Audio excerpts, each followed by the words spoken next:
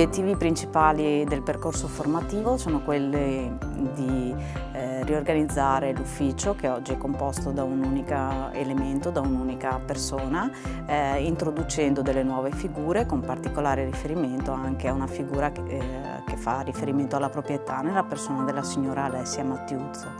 Questo per ridistribuire le competenze nella parte amministrativa e nella parte in particolare della gestione del personale, che è una gestione alquanto delicata.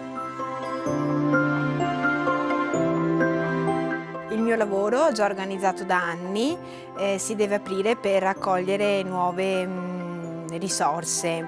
I consulenti ci stanno aiutando per trasmettere al meglio le competenze.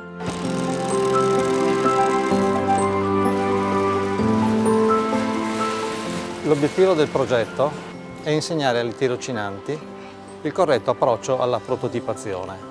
Naturalmente non si tratta solo della fase creativa vera e propria, ma soprattutto del calcolo dei costi. È importante individuare correttamente le unità di misura per le varie lavorazioni e riportarle ai costi dei reparti.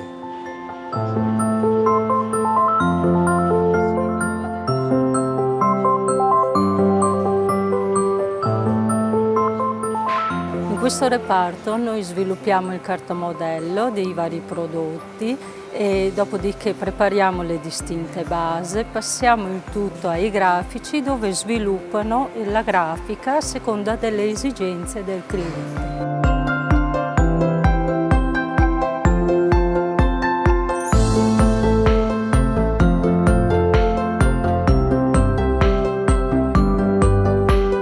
Rispetto alle mie esperienze passate, l'ambiente è molto più veloce e dinamico, quindi molto più stimolante.